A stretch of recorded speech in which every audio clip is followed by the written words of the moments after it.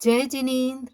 आज हम NCERT 11th अध्याय 2 DPI द्वारा जारी की गई नई प्रश्न बैंक के क्वेश्चन नंबर 7 को सॉल्व करेंगे कि वर्गीकरण और सारणीयन में क्या अंतर होता है। वर्गीकरण का अर्थ होता है कि आप आंकड़ों को समानता और असमानता के आधार पर विभिन्न वर्गों में बांट दें। जैसे मान लीजिए कि आपके पास पुरुष और महिला के आंकड़े हैं 50, तो आपने समानता है, पुरुष एक ही गुण के होते हैं और महिलाएं एक ही गुण के होते हैं, तो आपने उन्हें मेल और फीमेल यानी पुरुष और महिला के आधार पर दो वर्गों में विभक्त किया। तो ये क्या कहलाएगा? वर्गीकरण।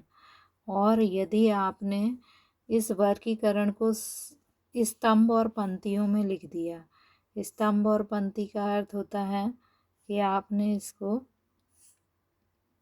ऐसे लिख दिया, ये आपके स्तंभ हैं और ये क्या हैं? पंक्तियाँ। कि आपने लिख दिया कि जो है मेल कितने हैं? 25 है, फीमेल यानी महिलाएं कितनी हैं? 25 हैं, और टोटल कितना है? 50 है। तो ये क्या हो जाएगा? सारणीयन। तो वर्गीकरण में क्या किया जाता है? ये वर्ग और समानता या असमानता, ये समानता के आधार पर हमने बांटा, असमानता के आधार पुरुष महिलाओं से अलग भी होती हैं, तो ये असमानता के आधार पर बांट दिया हमने। यहाँ पर आ और लिखना है, समानता और असमानता।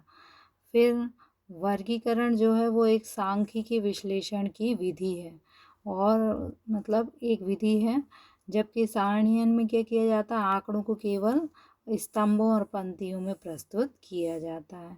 वर्गीकरण में क्या किया जाता है? वर्ग और उपवर्ग, ये क्या है? वर्ग हैं, और इसको हम और भी क्लासीफाइड कर लें तो वो उपवर्ग हो जाएंगे।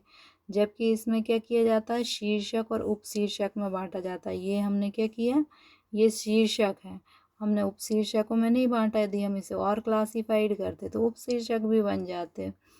फिर वर्गीकरण में जो है वो पहले हम क्या करते हैं? आंकड़ों को वर्गीकृत करते हैं और इसके बाद उनको सारणी में प्रस्तुत कर देते हैं। वर्गीकरण की विशेषताएं लिखिए। वर्गीकरण में क्या किया जाता है कि पहला वर्गों में बांटना। जो भी हमारे पास आंकड़े होते हैं उन्हें हम विभिन्न वर्गों और उपवर्गों में बांट देते हैं। किसी विशेषता या सजातीय वर्ग जैसे महिला, पुरुष आदि। संक्षिप्तता। वर्गीकरण में क्या होता है कि जैसे आपके मान लीजिए हिंदी के मार्क्स हैं, तो आपकी क्लास में यदि 50 बच्चे हैं तो 50 मार्क्स होंगे, लेकिन वर्गीकरण के माध्यम से उन्हें संक्षिप्त रूप में प्रस्तुत किया जाता है। जैसे आपके हर सब्जेक्ट के जो मार्क्स हैं वो हो सकता है अलग अलग हों, लेकिन वर्गीकरण के माध्यम से उनको परसेंटेज के रूप में यदि हम परिवर्तित कर दें तो वो संक्षिप्त आंकड़ा आपको याद रह सकता है।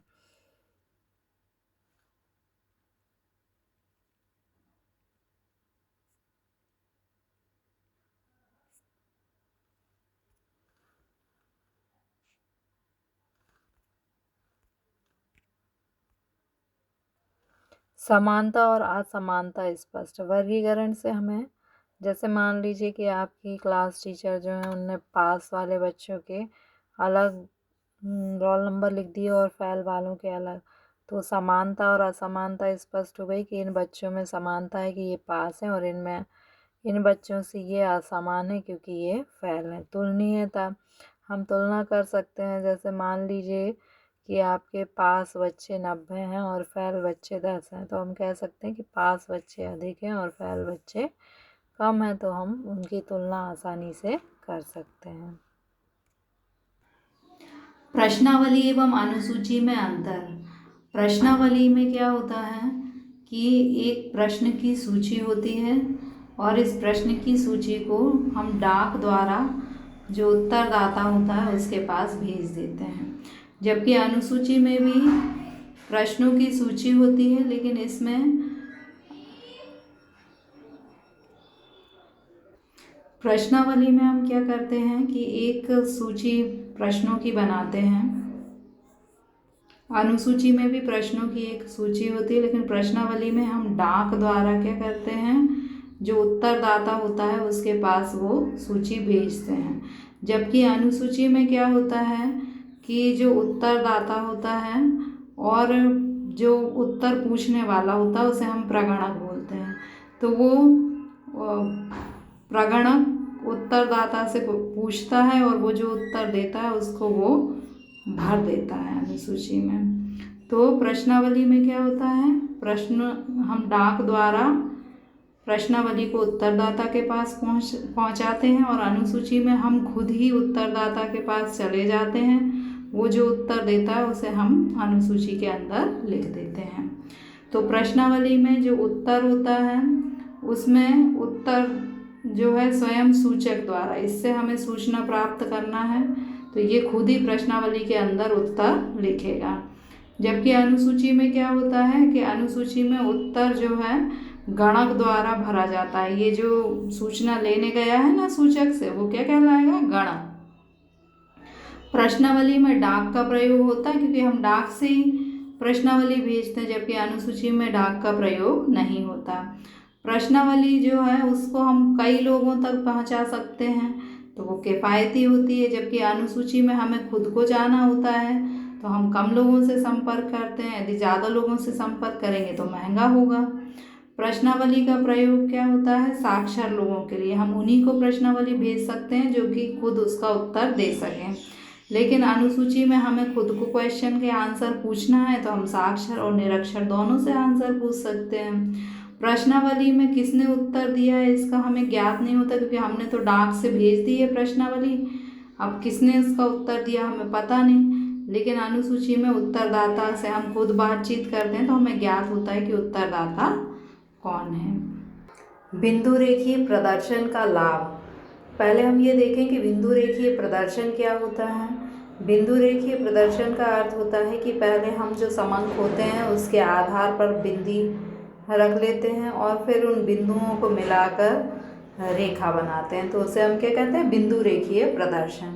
अब बिंदु रेखीय प्रदर्शन का क्या लाभ है, इससे हमारे समय की बचत हो जाती है। समय की बचत कैसे हो जाती है कि जैसे मान लीजिए कि कोई जानकारी यदि अंकों में बहुत सारी दी है तो समझने में हमें बहुत परेशानी होगी, जबकि यदि उसी का ग्राफ बना दिया जाए तो वो बहुत जल्दी समझ में आ जाएगा। तो इससे हमारे समय की बचत होती है। तुलनात्मक विश्लेषण में सहायता, जैसे मान लीजिए कि हमें आयात निर्यात के आंकड़े देखना है, तो यदि हम आयात निर्यात के आंकड़े देखते हैं तो हमें यदि सारे आंकड़े अलग से लिखे होते तो समझने में बहुत असुविधा होती, लेकिन उन्हीं आंकड़ों को यदि हम ग्राफ के रूप में प्रदर्शित करते हैं तो हमें लगता है कि आयात और निर्यात दोनों में ग्रोथ कैसी है, समान है, ज़रा में हमें समझ में आ जाता है। इसके अलावा कम लागत, यदि मान लीजिए कि बहुत सारे आंकड़े होते हैं तो उनको प्रिंट कराने में समय बहुत अधिक लगता है, इकट्ठा समझने में भी अधिक समय लगता है, जबकि उन्हीं आंकड़ों का यदि हम ग्राफिकल रिप्रेजेंटेशन कर देते हैं बिंदु रेखीय प्रदर्शन तो हम बहुत अच्छे से बहुत जल्दी से कम समय कम धन में समझ जाते हैं। मध्यिका और बहुलक की माप, मध्यिका और बहुलक यानी बीच का अंक, तो यदि मान लीजिए इस तरह सा ग्राफिकल रिप्रेजेंटेशन है तो हम समझ जाएंगे कि ये जो मूल्य है वो है मध्यिका है। तो इसी प्रकार मध्यिका और बहुलक को हम ग्राफिकल रिप्रेजेंटेशन या बिंदु रेखीय माप की सहायता से आसानी से समझ सकते हैं।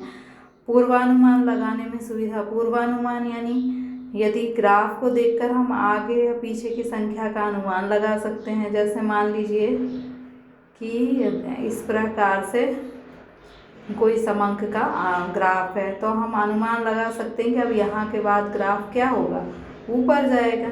तो पूर्वानुमान लगाने में ना तो हमें किसी सूत्र का प्रयोग करना पड़ा, ना ही कोई गणना करनी पड़ी। बिंदु रेखा चित्र बनाते समय किन किन सामान्य नियमों का ध्यान रखना चाहिए।